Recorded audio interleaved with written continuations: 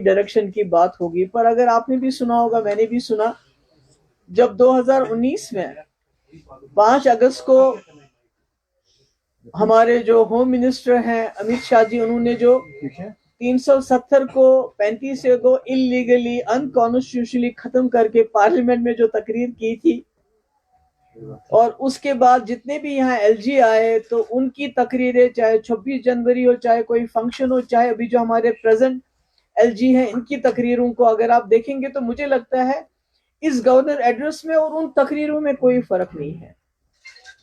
पहले डे 1 जिस दिन ये जम्मू कश्मीर के साथ ये मामला किया गया, उसको मैं कांड कहती हूँ, डाका डाला गया, उसी दिन से होम मिनिस्टर साहब ने उस वक्त floor of the house statehood की बात की, और उसके बाद है वो स्टेटहुड तक महदूद नहीं है। और अनफॉर्चुनेटली ऐसा लगता है कि जो बीजेपी का जो एजेंडा है, जो उनकी पॉलिसी है जम्मू कश्मीर को लेके, कहीं ना कहीं ये जो अभी इतनी बारी अक्सरियत से लोगों ने जिस सरकार को चुना है उसका एक्सटेंशन बन गई है। जो अभी तक हम कहते थे, चिल्लाते थे ये इलीगल है, अनकॉन्स्टिट्यूशनल है, कहीं ना कहीं नेशनल कॉन्फ्रेंस के लोग उन हरकत को जो बीजेपी ने इन सालों की उनको जायज करार देने की उसमें दौड़ में लगे हुए हैं। और जितना भी हमारा डिसएम्पावरमेंट हो गया 2019 के बाद, डिसपोजिशन हो गया है, उसको एड्रेस करने की कोई बात नहीं है कहीं पर भी। और अनफॉर्चुनेटली हमारे चीफ मिनिस्टर साहब कहते हैं कि मैं जी केजरीवाल नहीं बनना चाहता हूँ। आपको कोई केजरीवाल बनने के लिए नहीं कह रहे हैं, मगर खुदारा अपने लोगों की इज्जत नफ्स, उनके हुकूक के लिए तो खड़े हो जाइए। ये मतलब चीफ मिनिस्टर बनना तो ठीक है, मिनिस्टर बनाना तो ठीक है, मगर इसका मकसद क्या है? आपको लोगों ने वोट किस लिए दिए हैं? इसलिए दिए थे कि जो पिछले 2019 से यहाँ पर जो एक माहौल बना है, जो हमें बेइख्तियार किया जाता है, जो हमारी प्रॉपर्टी, हमारी जो मिनरल से, हमारे जॉब से, हमारी नौकरियों से, हर चीज से हमें आहिस्ता आहिस्ता बेदखल किया जाता है। तो लोगों ने इसलिए चुना था कि आप उसका इलाज करेंगे। गवर्नर एड्रेस में तो उस रेजोल्यूशन जो नेशनल कॉन्फ्रेंस क्लेम करती है, दावा करती है कि हमने जी 370 पर रेजोल्यूशन लाया, हालांकि उसमें उस 370 का कहीं जिक्र नहीं था।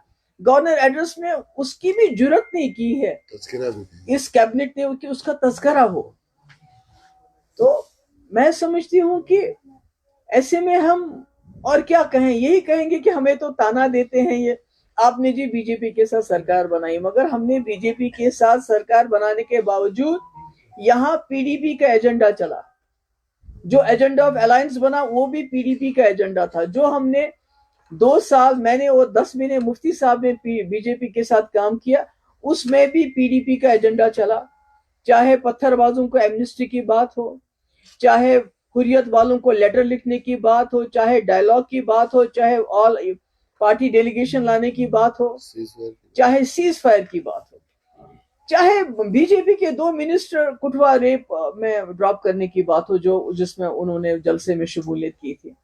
तो हमने तो उस वक्त बहुत मुश्किल हालात में, हालांकि सिचुएशन बहुत खराब थी, पर हमने अपना एजेंडा चलाया। आज लगता है बदकिस्मती से कहीं ना कहीं नेशनल कॉन्फ्रेंस हैज उस कम कर गए हैं, और वो कहीं ना कहीं जो बीजेपी पिछले 2019 से एक नैरेटिव चला रही है। देखिए, एक लेजिस्लेटर कैसे जुर्रत करता है, वो डिक्टेट करता है स्पीकर साहब को कि आप जी एंटी नेशनल और कोई ऐसा जो है रेजोल्यूशन या उसको accept, it is the job of the speaker, who is the BJP MLA to dictate it. मगर स्पीकर साहब खामोशी से सुनते रहे, मुस्कुराते रहे और सर हिलाते रहे, ये ठीक है। तो कहीं ना कहीं मुझे लगता है जिस उम्मीद से लोगों ने वोट डाले थे, 70% लोगों ने वोट डाले और एक जमात को यहाँ वोट डाले, जम्मू में बीजेपी को मिला, यहाँ ओवरऑल एनसी को मिला। तो कहीं ना कहीं मुझे लगता है कि उनकी, मैं नहीं कहती हूँ कि उन्होंने 4 महीने में ही पता नहीं क्या कमाल करना था, मगर जबान देखिए, बीजेपी 1947 से 48 जब से जम्मू कश्मीर का इल्हाक हुआ, उसके बाद स्पेशल पोजीशन मिली, तब से वो 370 के मुखालिफ बात करते रहे। उनके पास कोई ताकत नहीं थी। और आज उमर साहब कहते हैं कि मुझे 370 बीजेपी से कैसे लूंगा। तो अगर वो 70 साल جب ان کے پاس کوئی طاقت نہیں تھی، اس کو چھیننے کی بات کرتے رہے، تو کم سے کم آپ 370 زبان پہ لب کشائی کر لیجئے کہ یہ غلط ہوا ہے، یہ نہیں ہونا چاہیے، اس کو ہم ہم نہیں کہتے ہم اکیلے ریسٹور کریں گے، ہم سب مل جل کے اس کو ریسٹور. مگر میرا یہ کہنا ہے کہ جموں کشمیر اس وقت صرف 370 یا اسٹیٹ ہوڈ کی بات پہ نہیں اٹکا ہوا ہے. ہمارے معاملات بہت ہیں جس کے لیے آپ نے خود بھی سنا ہوگا کہ ہم نے کئی بلز لائے ہیں، جس کے لیے میں نے عمر صاحب کو لیٹر لکھا، میں نے کانگریس کو لیٹر لکھا، میں نے پی سی کو لیٹر لکھا، اور میں نے ان سے کہا کہ یہ پالیٹکس کو الگ کر کے یہ ہمارے مدعے ہیں جو ہم سب لوگوں کے مدعے ہیں. اس میں سب سے بڑا مدعا جو میں سمجھتی ہوں ایک تو ہے جو ہمارے ڈیلی ویجرز ہیں. کئی لوگ کہتے ہیں میں نے اپنے وقت میں کیا تھا، میں نے SRO 520 لایا تھا، سب کچھ ہم نے مکمل کیا تھا، تقریباً 1 لاکھ ڈیلی ویجرز کا بائیو میٹرک ہو گیا تھا.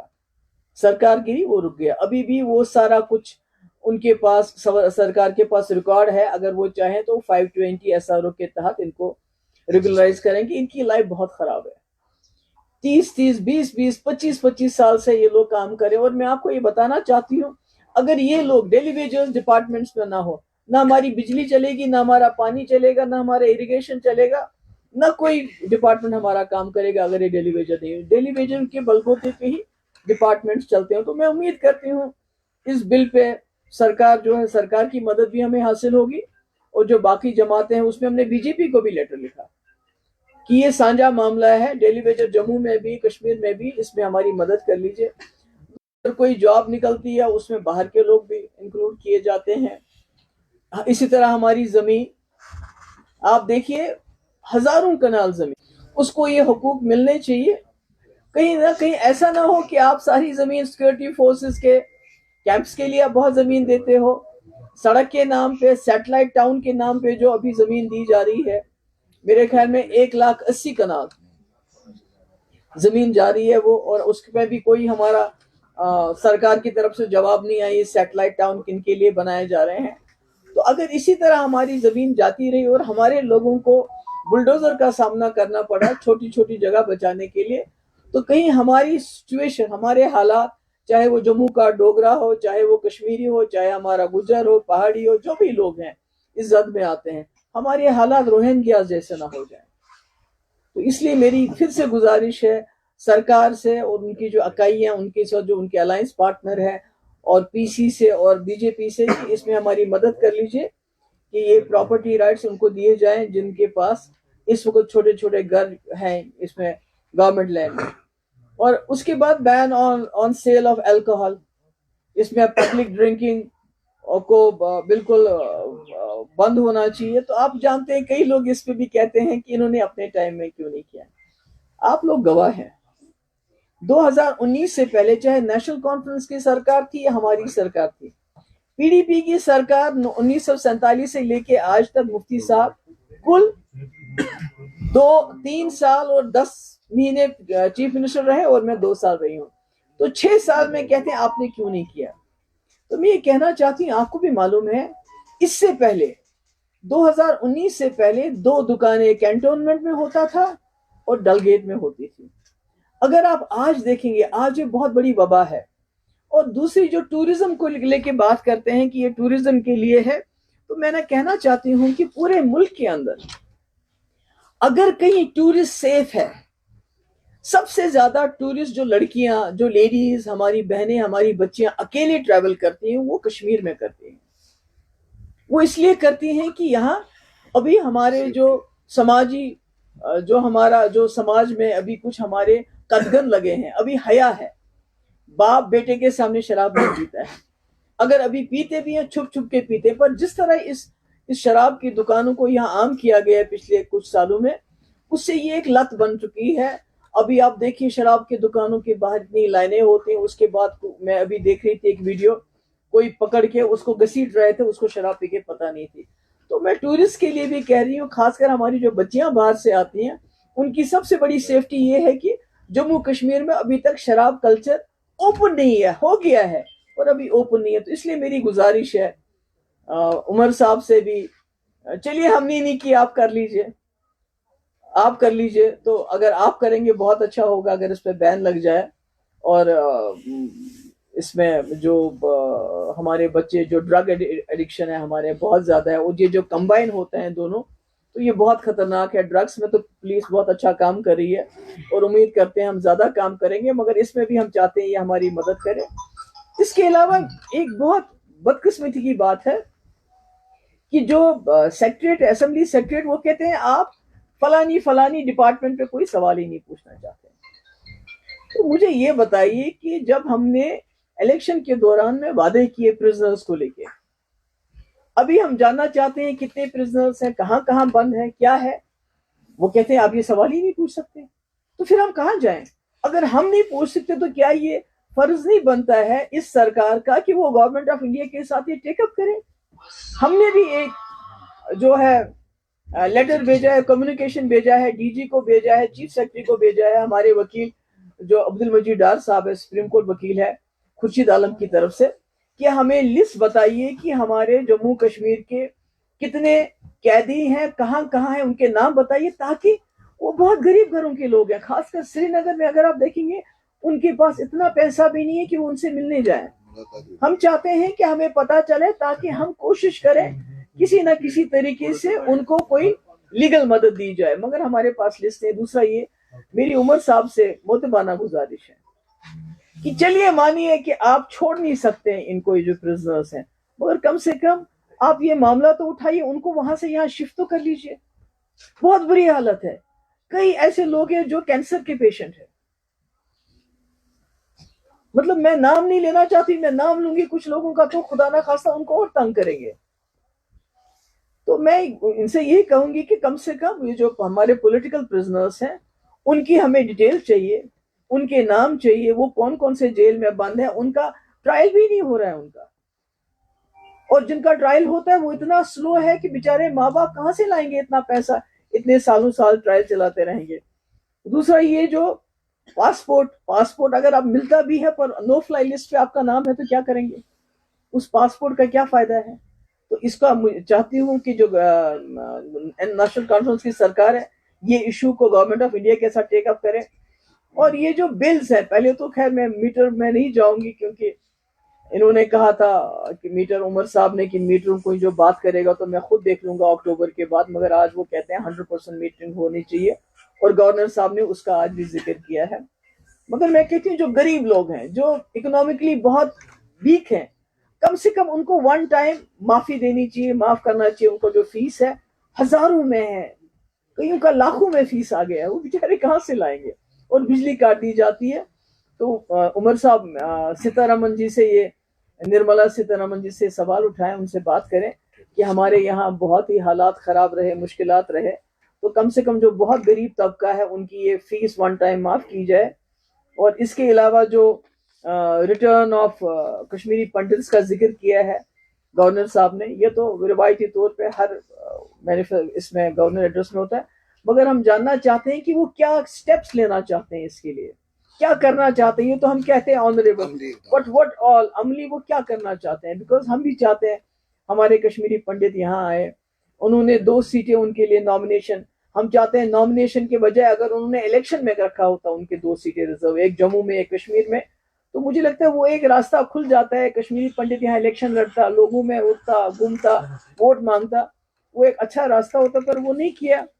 تو اس لیے میں یہ ہے جو ہم نے خورشید عالم صاحب کی طرف سے چیف سیکرٹری کو اور ڈی جی کو لیٹر گیا ہے کہ ہمیں جتنے بھی پرزنرز ہیں جموں کشمیر کے ان کی لسٹ دے دیجئے. ہم آر ٹی آئی بھی کرنا چاہتے ہیں, مگر پہلے بھی کسی نے آر ٹی آئی کیا گیا تو اس کو یہ جواب ملا کہ یہ سیکیورٹی معاملہ, اس کا ہم جواب نہیں دے سکتے ہیں. اس لیے we went directly to chief secretary and D G صاحب. ہم چاہتے ہیں ان گھروں کی کسی نہ کسی طریقے سے کوئی نہ کوئی مدد ہو جائے, اور میں امید کرتی ہوں کہ عمر صاحب ان کا مسئلہ اٹھائیں گے کہ ان کو یہاں شفٹ کیا جائے. اس کے علاوہ اگر آپ کو کوئی سوال پوچھنا چاہتے ہو تو میرا آپ سے سوال ہے, جو پول پرومسز نیشنل کانفرنس کی جانب سے کیے گئے تھے, چاہے وہ فری راشن کا ہو یا 200 یونٹس الیکٹرسٹی کے ہو, 1 لاکھ نوکری, جی اس حوالے سے آپ کی کیا کہنا ہے, آپ کی کیا تاثرات ہیں؟ دیکھیے میں کہتی ہوں میں I will not try to be very unreasonable, میں یہ نہیں کہوں گی کہ راتوں رات یہ سب ہو جانا چاہیے, مگر کچھ چیزیں اب تک ہونی چاہیے تھی. جیسے انہوں نے ریشن کے بارے میں بات کی تھی تو کہیں نہ کہیں وہ ہونا چاہیے تھا, جیسے انہوں نے بجلی کے بارے میں بات کی تھی وہ ہونا چاہیے تھا. ابھی بھی وہی سلسلہ ہے, جو ریکروٹمنٹ ہوتی ہے وہ ایپٹیک کے ذریعے ہوتی ہے. ایپٹیک از اے بلیک لسٹڈ کمپنی, آپ کو معلوم ہے, اور انہوں نے کہا تھا 1 لاکھ نوکریاں ہم دیں گے, اس کا کوئی ابھی ذکر نہیں ہو رہا ہے. تو میں کہتی ہوں اس سے بڑی بات جو ہے, جو یہاں ہیومن رائٹس وائلیشن ابھی کنٹینیو کر رہے ہیں. ابھی آپ نے دیکھا بارہ سوپور میں, بمائی میں وسیم میر, اور آپ نے کٹھوا میں دیکھا وہ جو مکھن دین, کس طرح بے دردی سے ان کی جانیں لی گئی. اور افسوس تو یہ ہے کہ ہماری یہ جو سرکار ہے, انہوں نے مطلب وہ کہتے ہیں میں کیا کروں, کیا کر سکتے ہیں آپ؟ بات کرنا ہمارا کام ہے, ایشو اٹھانا ہمارا کام, آپ کا کام ہے ایکشن کرنا.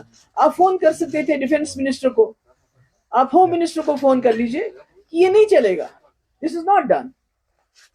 میں تو چیف منسٹر تھی جب میں نے آرمی کے خلاف یہاں ایف آئی آر دیا, اور سیتارمن کو فون پہ سیدھے بتایا. اس وقت وہ تھی ڈیفنس منسٹر تھی وہ. میں نے ان کو بولا, میں نے کہا اس نے غلط کیا, so we are going to take action, we are going to لodge an FIR. کر لی ہم نے. تو میں کہتی ہوں کہ کچھ تک کہیں تو اپنے لوگوں کے لیے کھڑا ہونا پڑے گا نا. آپ نوین پٹنائک بننا چاہتے ہیں, آپ کیجریوال نہیں بننا چاہتے ہیں, آپ ممتا بینرجی نہیں بننا چاہتے, آپ نوین پٹنائک بننا چاہتے ہیں, مگر کم سے کم یہ تو اڑیسہ نہیں ہے. یہاں تو لوگوں کے روز چھاپے پڑتے ہیں. اب چھاپوں میں تیزی آئی ہے, بند نہیں ہوا ہے. لوگوں کو نوکریوں سے نکالا جاتا ہے, آپ خاموش رہتے ہیں. آپ صرف کہتے ہیں میں کنفرنٹیشن نہیں لینا چاہتا ہوں. تو پھر سرکار کس لیے ہے کہ اگر وہ دلی کے ساتھ کنفرنٹیشن ہم بھی نہیں چاہتے ہیں, مگر بات تو کرنی ہے. وہ بات کون کرے گا؟ بجلی ہماری PDP کا یہ ایجنڈا رہا ہے, اور ہمارا ایجنڈا آف الائنس میں بھی یہ تھا کہ ہمارا انڈس واٹر ٹریٹی کی وجہ سے بہت نقصان ہوتا ہے, ہمیں اس کا کمپنسیشن کر لیجئے, تاکہ ہم وہ ٹوکرا لے کے, وہ جو ہے وہ بیگنگ باؤل لے کے ہم ہمیشہ آپ کے سامنے کھڑا نہ ہونا پڑے. محبوبہ جی, یہ جو آپ نے پرزنرز کی بات کی ہے اور کچھ ایسے ایشوز کی کہ جو لیجسلیٹرز اسمبلی میں سوالات نہیں پوچھتے, جو ہوم کے ریلیٹڈ ہے, لائن آرڈر کے ریلیٹڈ ہے, چونکہ یہ سوالات ہم نے بھی کئی بار ڈائریکٹلی عمر صاحب سے بھی پوچھے اور ان کے پارٹی کے چیف اسپوکس پرسن سے بھی. تو وہاں سے کہتے ہیں کہ ایک تو جے اینڈ کے ری آرگنائزیشن ایکٹ میں کلیئر بتایا گیا ہے کہ dos and don'ts short form میں. دوسرا یہ کہ جو لائن آرڈر ہوم وغیرہ یہ ان کے کنٹرول میں نہیں ہے, اس کو ڈائریکٹلی یا تو ہوم منسٹر دیکھتے ہیں یا تو یہاں کے لیفٹیننٹ گورنر دیکھتے ہیں. سو اس صورتحال میں شاید ان کے پاس نہیں, مطلب آپ نارملائز, یہ سب اس کا مطلب ہے جو 2019 کو ہوا, جو ری آرگنائزیشن ایکٹ کیا, جو انہوں نے قانون ہمارے پہ مسلط کیے, ان کو چپکے سے مان کے, ان کے بارے میں بات نہ کر کے, کوئی ریزسٹنس کر کے آپ وہ سب کچھ نارملائز کر رہے ہیں. You are not seeing this is not, یہ اگر آپ نے یہاں یہ زمین کا معاملہ ہے, اس کو ٹھیک بات تو کرنی ہے نا آپ نے. اگر آپ چپکے سے ہر بات مانتے ہیں, اس کا مطلب آپ نارملائز کر رہے ہیں, آپ کہتے ہیں سب کچھ جو ہوا ہے وہ ٹھیک ٹھاک ہو گیا. جیسے عمر صاحب نے ابھی دلی میں کہا کہ 370 کے بعد یہاں حالات ٹھیک ہو گئے ہیں. اس کا مطلب ہے you are normalising what is abnormal. ہمارے لیے تو ایب نارمل ہے, ابھی بھی ہمارے لوگوں کو نوکریوں سے نکالا جاتا ہے, اٹس ایب نارمل. کوئی ایکسپلینیشن نہیں دیا جاتا ہے, کچھ نہیں دیا جاتا ہے. ہمارا ہزاروں کنال زمین ابھی بھی اپنی مرضی سے جس کو دینا چاہتے ہیں دے دیتے ہیں, اور ہمارے لوگوں کو جو ہے گھروں سے نکال کے ان کی زمینیں ان سے بلڈوزر چلاتے ہیں. تو اگر ہم کہیں کہ یہ سارا سینٹر کا ہے, ہمارا کچھ نہیں ہے, that means we are normalising it. جی, آپ نے ابھی بتایا کہ 70 سالوں سے BJP کا یہ ایجنڈا رہا ہے 370 جو 2019 کو ہوا. آپ کو بھی یہ پتا تھا, پھر آپ نے سرکار بنائی کیوں؟ یہ اس لیے میں پوچھ رہا ہوں کیونکہ جو آج کی موجودہ سرکار ہے وہ آپ پر بلیم کر رہی ہے کہ جو کچھ بھی یہاں پر ہوا وہ PDP کی وجہ سے. دیکھیے, سرکار ہم نے بنائی اور مجھے فخر ہے, میں نے اس BJP کو گھٹنوں پہ لایا جو کہتی تھی ہم 370 ختم کریں گے, اور ان کو ہاتھ نہیں لگانے دیا جتنے دیر میں سرکار میں تھی. مجھے بتائیے عمر صاحب, ایک FIR واپس, آج کی بات نہیں, جب یہ چیف منسٹر تھے انہوں نے ایک FIR واپس لی, کیونکہ کانگریس کے ساتھ ان کی سرکار تھی, جرت کی ایک FIR واپس لے. افضل گرو کو پھانسی لگی تو عمر صاحب نے کیا کہا, میں ڈیلی ویجر ہوں. میرے وقت میں ایک بات بتائیے کہ جو BJP کی مرضی سے ہوئی ہو. ہم نے اپنا ایجنڈا چلایا. اگر ہم تانے دینے لگے تو 47 کس نے کیا, الحاق کا کے اوپر سوالیہ نشان 53 میں کس نے ڈالا, یہاں کے لوگوں کو ذہنی طور پہ کنہوں نے بالکل وہ انسرٹن ماحول خراب کر دیا. کبھی ہندوستان, کبھی آزادی, آج اب پھر عمر صاحب نے کہا پہلے سے. تو اگر ہم الزام دینے کے لیے آئے تو 75 میں کس نے نارملائز کیا, प्राइम मिनिस्टर को चीफ मिनिस्टर बनाना, सदर रियासत को गवर्नर बनाया, मैं नाम लूं उनका। 87 में किसने दानिया करके यहाँ कब्रिस्तान बनाए? किसने किए दानिया? सलाउद्दीन किसने बनाया? यासीन मलिक आज जेल में है तो किसकी वजह से है? 96 में जब यहाँ लाखों लोगों ने कुर्बानियां दी, उसी तनख्वाह पे काम करके इलेक्शन लड़ने के लिए कौन तैयार हुआ? नेशनल कॉन्फ्रेंस से हम, बजाय कोई मांगने के लिए भी पहले मुझे ये चीजें दे दीजिए, उसके बाद मैं इलेक्शन लड़ूंगा। क्या फारूक साहब के पास उनको ताकत नहीं थी? वो तो रोज कहते हैं कि जी दिल्ली वालों ने मेरे पांव पकड़े कि आप आ जाओ वापस जम्मू कश्मीर को संभालो। अगर वो इतने ताकतवर थे, अगर दिल्ली वाले इतने मजबूर थे, तो उस वक्त क्यों नहीं उन्होंने कहा कि मैं तब तक इलेक्शन नहीं लड़ूंगा जब तक आप ऑटोनॉमी का मेरा रेजोल्यूशन ये नहीं मानते हो? तो अगर हम मुंह खोलने पे आएंगे फिर तो बात बहुत आगे तक चलेगी। मुझे फक्र है बीजेपी के साथ सरकार बनाने के बाद जो मैंने किया, जो हमने एजेंडा चलाया। आपका सारा जम्मू कश्मीर सैलाब में तबाह हो चुका था, 80,000 करोड़ रुपए लाया हमने, सड़कें मकान सब तबाह था।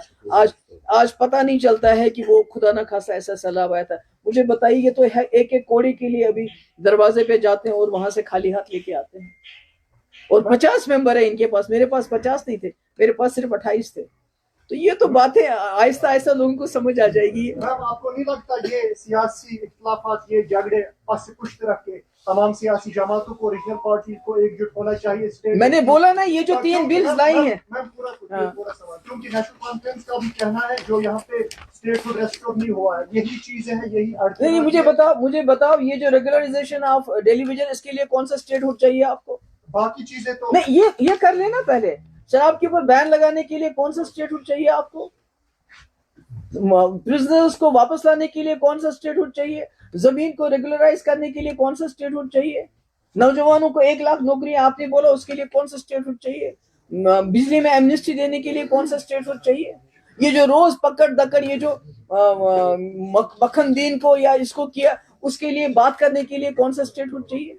ये तो स्टेटहुड का तो बहाना है, कोई काम नहीं कर रहे हैं। भाई आपके पास जो पावर है उसको इस्तेमाल करो। स्टेटहुड वो तभी देंगे जब वो देना चाहेंगे।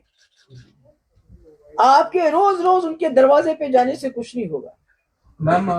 बिल 2024 उससे आप हमारी इंसल्ट करते हैं, जम्मू कश्मीर के लोगों की इंसल्ट करते हैं, जिनका सब कुछ खो गया है। 370 के ऊपर आप खड़े होने के बजाय, बात करने के बजाय, आप रोज कटोरा लेके मुझे स्टेटहुड दे दो। क्यों? फारूक साहब ने कहा 6 मिनिस्टरों पे जम्मू कश्मीर नहीं चल सकता, हमें और मिनिस्टर बनाने हैं। तो आपको नहीं लगता मरकजी सरकार को भी ये लग रहा होगा अच्छी सियासतदान कहाँ रोजगार, वो भी फिर उसी नजरिए से चलते हैं? नहीं, वो तो उनको देखना चाहिए जिनके पास 50 सीटें हैं, वो उनको सोचना चाहिए कि जम्मू कश्मीर के लोगों ने हमें नहीं दिया, उनको एतमाद दिया। अब उनकी जिम्मेवारी बनती है कि वो मरकज के साथ किस तरह से जम्मू कश्मीर के लोगों के जो मुश्किलात है उनको दूर करें। Thank you.